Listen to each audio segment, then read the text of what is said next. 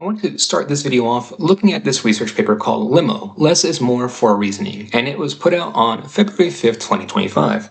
It catches my eye because there's like a lot of things within this that I'll show you. I literally put out and printed 2 years ago. So within this, they train with nearly 817 curated training samples, and they find that the model increases accuracy dramatically with this training set. And then so essentially what they find within this is that there's a high and a low. And then so if you look at my Hugging Face datasets, for example, I put out in the range of 750 to 1,000 row data sets like often on my Hugging Face channel, and I have for about 2 years. If you look at this number, there's a reason why, right? So about 2 years ago now, this is my publication on it. Humor Understanding Multitask Optimization and Ranking. Do LLM models actually learn from a very small data set, or do they only learn from having a sheer overwhelming force of data thrown at them until they memorize some meaning from there? I literally went through the same exact methodology as the paper, as this research did. I did it a little bit different, right? So my research was, I did it on humor and then understanding humor. Can the model understand humor, and then can we adjust those humor adjustments, and can we understand the personality of can we adjust the personality of the model with a small data set, is what I tested here, right? That's like my kind of like baseline test that I was able to do it for. And then so if you go to my GitHub, I open source released after this too. There's Open Character AI is essentially like my creation from this, and I'll show you this one. And then so, February 7th, 2024 is when I updated this. So about a year ago was when I was last working on this. But so you can see I've got like several different personas that I trained, right? Batman, Al Bundy, a Jedi Padawan, a creative writing bot, and a comedian bot. And then these are all accessible via, you can access these via Colab. They're still accessible. And then I also have the code for all of them here in the GitHub repository. But so these are essentially models that are like, these are Phi-3 models that are trained on the PFAF 750 dataset. I created a PFAF dataset and then like different a dataset on top of that to supplement. So like for Batman, you're Batman. For Al Bundy, you're Al Bundy. For Jedi, you're a Jedi, etc.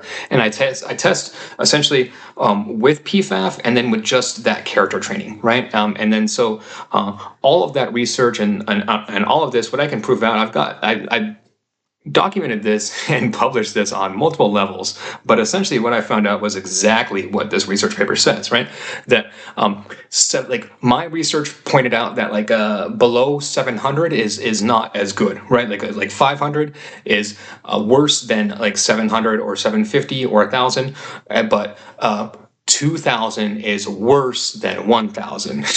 And so that was kind of like the big breakthrough that I had within this, right? And then so for a long time after this, it was actually hard for me, like flat out, right? Giving you like how works this whole world is flat out to me. I developed these things, I realized these things, right? And then I go to businesses and I'm like, hey, you need like less is more, and I can prove it, right? Like here's all of my proof, etc. And then like the bottom, like a lot of people come back like, well, like if it's true, it's going to come out via like academic papers and resources, and we'll see other things come out, right? I had a hard time getting people to like even listen to this in the first place. So here we are. Here's another academic research paper flat out predicting what I said 2 years ago. And this has happened to me repeatedly and over again now, which is, you know, why a large part of why I make this channel, why I document these things out, and to showcase this to you, right? This is just another example of it. To me, the bottom line when it comes to AI, right, it's very straightforward. And I'll flat out admit to you, like 3 years ago when I first laid eyes on an LLM model, I did not fully understand how the LLM model worked. That bothered me. I'm an engineer, right? I bought my first personal computer with my own money when I was 10 years old. And I took it apart and put it together about 50 times. My very first job was Apple Computers, employee number like 5,000.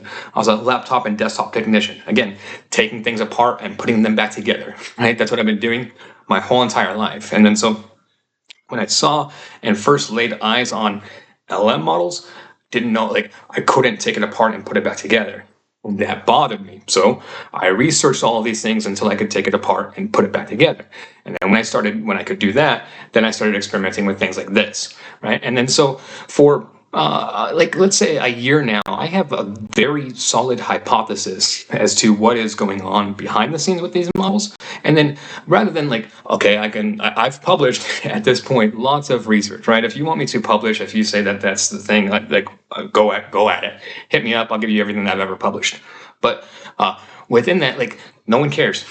Like this limo paper, right? Less is more for reasoning. This came out 3 weeks ago. Have you heard of it until this video? Probably not.